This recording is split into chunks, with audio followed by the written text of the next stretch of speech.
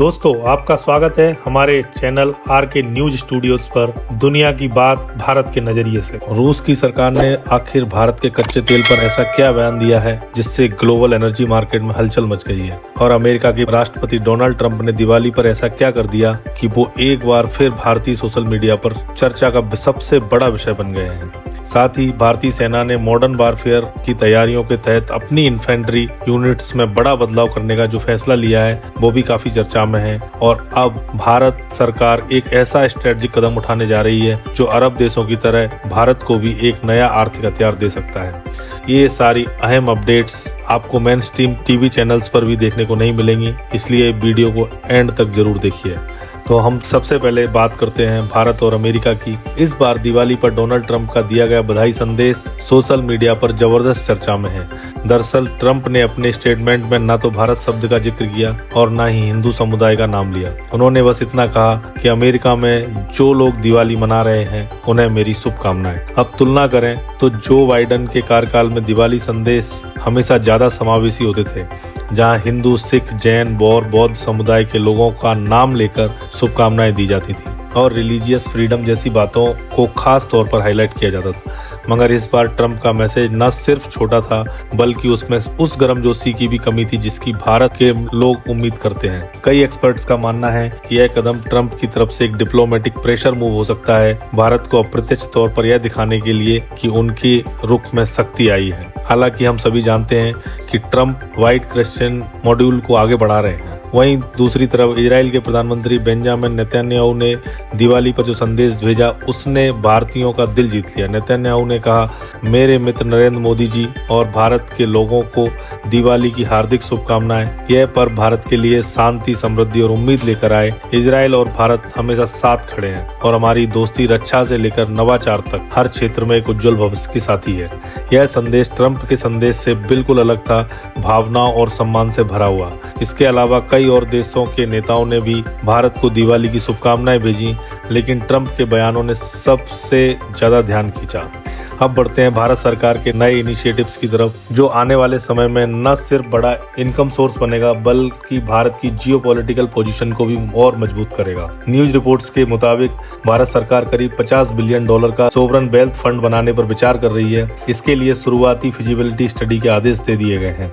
जिन्हें नहीं पता उनके लिए बता दें, सोवरन वेल्थ फंड दरअसल किसी देश की सरकार द्वारा बनाया गया एक ऐसा फंड होता है जिसके जरिए सरकार देश के बाहर या भीतर बड़े प्रोजेक्ट्स और मार्केट में इन्वेस्टमेंट करती है ताकि लॉन्ग टर्म रिटर्न्स मिल सकें, कि सरकार की आमदनी सिर्फ टैक्स पर निर्भर न रहे। सरकारें टैक्स बढ़ाने की एक सीमा तक ही जा सकती हैं, उसके बाद उन्हें नॉन टैक्स रेवेन्यू सोर्सेस पर निर्भर होना पड़ता है, और सोवरन वेल्थ फंड उसी दिशा में एक स्मार्ट कदम होता है। भारत का जो प्रस्तावित फंड है उसका नाम बताया जा रहा है भारत सोवरन वेल्थ फंड, जिसमें अब शुरुआत में $50 बिलियन की पूंजी रखी जाएगी। अब यह कोई नया विचार नहीं है, दुनिया के कई देश इससे पहले ही ऐसे फंड चला रहे हैं। उदाहरण के लिए सिंगापुर का सोवरन वेल्थ फंड औसतन 14% का लॉन्ग टर्म रिटर्न देता है। वहीं सऊदी अरब, यूएई, कतर, रूस और चीन जैसे देशों ने भी अपने अपने देशों में वेल्थ फंड बनाए हुए हैं जिनसे उनकी सरकारें अरबों डॉलर कमा रही हैं। सऊदी अरब का सबसे बड़ा फंड पब्लिक इन्वेस्टमेंट फंड है, जिसके पास आज के समय में करीब $925 बिलियन के एसेट्स हैं। यह वही फंड है जो भारत की कई कंपनियों में भी इन्वेस्ट करता है और यहाँ से कमाई करके मुनाफा सीधे रियाद की सरकार की जेब में जाता है। भारत अब वही मॉडल अपने देश में लागू करने की तैयारी कर रहा है ताकि टैक्स से परे भी सरकार की कमाई के नए दरवाजे खुल सकें। क्या आप सोचते हैं कि भारत को यह कदम पहले ही उठा लेना चाहिए? नीचे कमेंट्स में अपनी राय जरूर बताएं। जियोपॉलिटिक्स में सोवरन वेल्थ फंड सिर्फ पैसों के बड़े ताश नहीं होते, एक ताकतवर डिप्लोमेटिक और स्ट्रेटेजिक टूल भी है। सरकारें इन फंड्स के जरिए विदेशी मार्केट में निवेश करके न सिर्फ रिटर्न कमाती हैं बल्कि दूसरे देशों के साथ गुडविल और इन्फ्लुएंस भी बनाती हैं। कभी कभी बड़े देश रणनीतिक निवेशों से अलायंस गाढ़ा करते हैं, स्टार्टअप्स में पैसा लगाकर टेक्नोलॉजी पकड़ बनाते हैं और जरूरत पड़ने पर इन्वेस्टमेंट रोककर दबाव बना देते हैं। यानी यह एक बैकडोर डिप्लोमेसी का एक हिस्सा बन जाता है। इसलिए अमेरिका के पास पारंपरिक रूप से बड़े सोवरन वेल्थ फंड नहीं रहे, क्योंकि उसके पास अर्निंग सोर्सेज की कमी नहीं थी। मगर हाल के बरसों में बढ़ते डेट प्रेशर ने यह सवाल खड़ा कर दिया, क्या अमेरिका को भी ऐसा फंड बनाना चाहिए। इसी बहस में डोनाल्ड ट्रंप ने भी कभी कभार इस विचार को पब्लिकली उठाया है। वहीं चीन ने अपने वेल्थ फंड का इस्तेमाल बेल्ट एंड रोड जैसी परियोजनाओं को आगे बढ़ाने और विश्व स्तर पर प्रभाव बढ़ाने के लिए किया है। स्पष्ट है कि सोवरन वेल्थ फंड्स के फायदे कई तरह के होते हैं, कुछ आर्थिक रिटर्न्स के लिए और कुछ पॉलिटिकल या जियोपॉलिटिकल लेवरेज के लिए भी। अब भारत भी यह सबक समझ रहा है, इसलिए सरकार ने इस दिशा में कदम बढ़ाने का फैसला किया है और फिलहाल फिजिबिलिटी स्टडी चलाई जा रही है। फिजिबिलिटी स्टडी का मतलब है किसी भी बड़े आइडिया को शुरू करने से पहले उसकी practicality, profit and loss and risk की डिटेल एनालिसिस करना। इसका नतीजा एक क्लियर रोड मैप होगा, आगे कैसे और किन सेक्टर्स में इन्वेस्ट किया जाएगा। कुल मिलाकर अभी यह पहल अर्ली स्टेज में है, पर अच्छी बात है कि भारत सरकार इस पर गंभीर है और कम से कम सोच रही है कि कैसे एक सोवरन वेल्थ फंड से देश की फाइनेंशियल और जियोपॉलिटिकल पोजीशन को मजबूत कर सकते हैं। अब नेक्स्ट अपडेट इंडियन आर्मी और उसकी रिस्ट्रक्चरिंग को लेकर आ रही है। रिपोर्ट्स के मुताबिक रूस यूक्रेन युद्ध और ऑपरेशन सिंदूर से मिली सीखों के आधार पर भारतीय सेना अपनी रणनीति में बड़े बदलाव कर रही है, खासकर unmanned aerial vehicles, modern warfare, अब drone combat, swarm operations, fire and forget system and counter UAV क्षमताओं के इर्द गिर्द घूम रहा है। इसी सोच के साथ तय किया गया कि आर्मी के साथ साथ हर कोर में विशाल संख्या में ड्रोन डिप्लॉय किए जाएं। रिपोर्ट कहती है कि हर कोर में 8,000 से 10,000 ड्रोन तक की तैनाती पर विचार चल रहा है। फील्ड यूनिट की भी संरचना बदल सकती है। एक इन्फेंट्री बटालियन में लगभग 900 से 1000 सैनिक होते हैं। अब प्रस्ताव यह है कि हर यूनिट के अंदर 70 सदस्यीय स्पेशलाइज्ड टीम बनाई जाए जो ड्रोन वारफेयर में ट्रेनिंग ले और ऑपरेशन संभाले। इसके साथ ही हर यूनिट में 30 से 70 सैनिकों के बीच एक डेडिकेटेड ड्रोन प्लाटून बनेगा जो स्वार्म ऑप्स, निगरानी, fire support, counter drone missions के एक्सपर्ट होंगे। यही नहीं, सेना बड़े पैमाने पर light weight, fire and forget और स्वार्म क्षमता वाले ड्रोन खरीदने की योजना बना रही है। अच्छी बात यह है कि इन बड़े ऑर्डर्स में प्राथमिकता देसी निर्माता कंपनियों को दी जाएगी, यानी यह रक्षा क्षमताओं में आत्मनिर्भरता बढ़ाने के साथ साथ इंडस्ट्रियल बेस को भी मजबूत करेगा। तो संक्षेप में, आधुनिक युद्ध के नए फेज को ध्यान में रखते हुए भारतीय सेना अपनी लड़ाकू और तकनीकी संरचना दोनों में बड़ा परिवर्तन करने की ओर बढ़ रही है। नीचे कमेंट में बताइए आप क्या सोचते हैं, ड्रोन आधारित स्ट्रक्चर से सेना की परंपरागत ताकत कम होगी या नए खतरे से निपटने का सबसे बेहतर तरीका है। अब बात करते हैं रूस और भारत की, जहां एक बार फिर कूटनीति और ऊर्जा की राजनीति आमने सामने है। दरअसल हाल ही में डोनाल्ड ट्रंप के बयानों के बाद यह चर्चा गर्म हो गई थी कि क्या भारत रूस से कच्चा तेल खरीदना बंद कर देगा, लेकिन अब खुद रूसी विदेश मंत्रालय ने इस पर स्थिति साफ कर दी है। रूस के डिप्टी फॉरेन मिनिस्टर आंद्रे रुंदेको ने बयान जारी कर कहा कि भारत आज भी रूस से तेल खरीद रहा है और दोनों देशों के बीच ऑयल शिपमेंट सामान्य रूप से जारी है।